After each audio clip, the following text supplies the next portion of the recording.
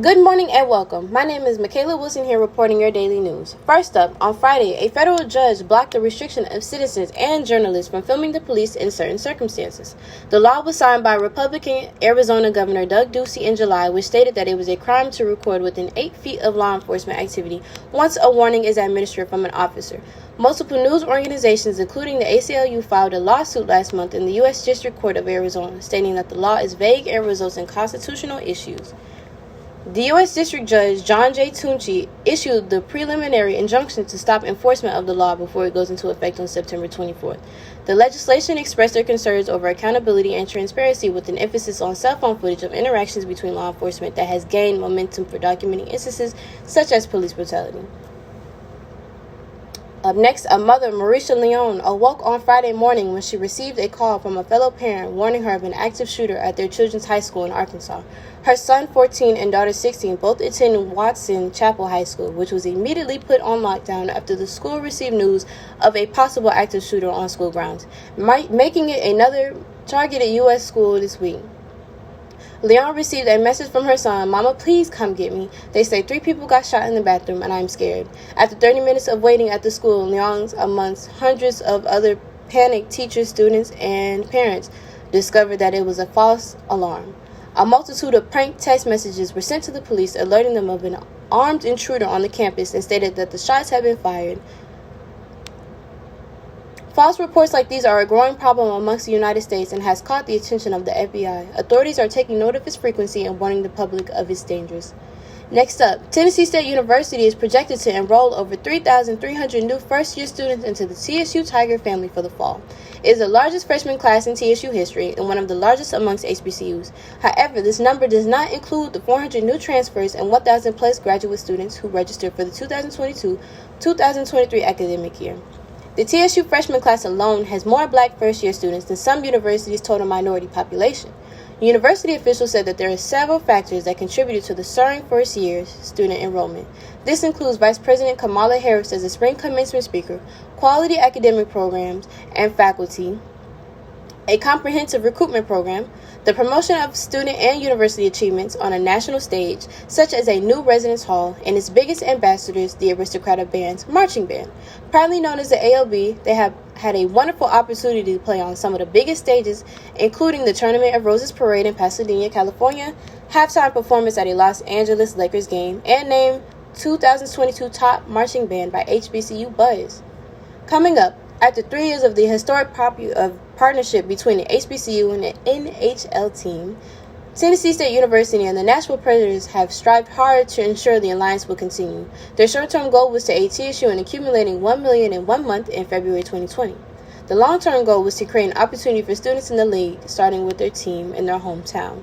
2 TSU professors are helping the students with this matter. The College of Business Associate Professors of Marketing, Dr. Vietas Lukiosis and Dr. Uni, has stated that they are committed to providing first-hand knowledge about internship opportunities with the Predators.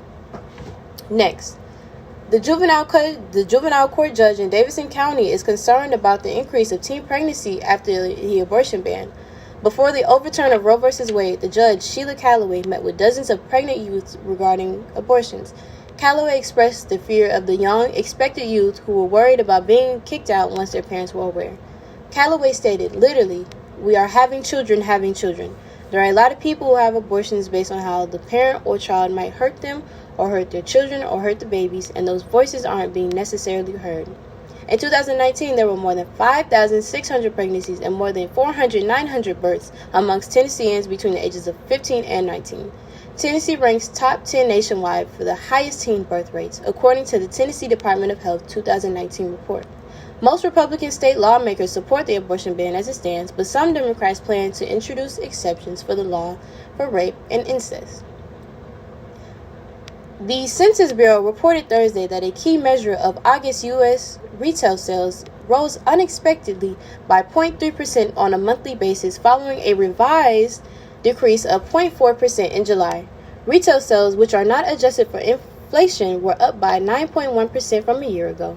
Of the 13 categories of retail spending tracked by the Census Bureau, 8 rose in August. Spending at food and beverage retailers were up by 0.5%, for the month and has risen by 7.2% over the past year. Sales increased at the restaurants and bars, and car dealerships jumped by 2.8% on the month. Spending on building materials and equipment, clothing, and sporting goods also arose. The retail report suggests that the tailwind of lower gas prices was a key factor helping Americans cope last month.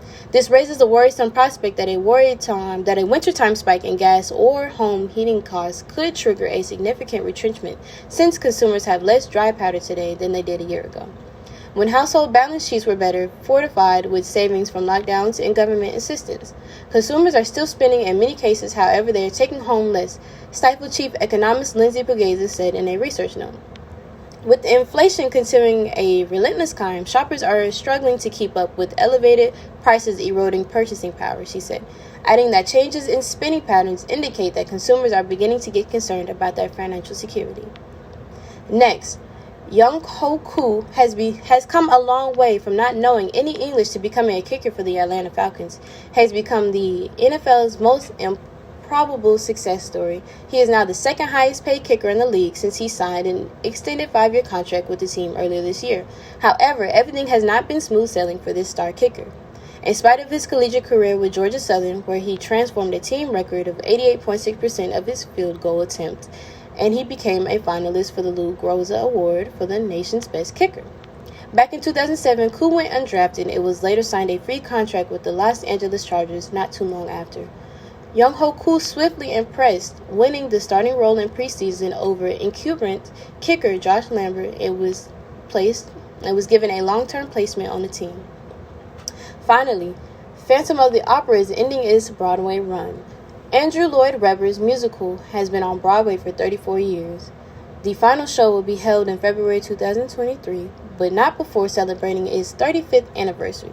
Producer Cameron McIntosh stated all shows do finally close, and after considerable discussion between the Schuberts, the Really Useful Group, and Andrew and myself, we concluded that the right time for Phantom was after the show's 35th birthday on February 18th, a double celebration of Phantom's phenomenal success.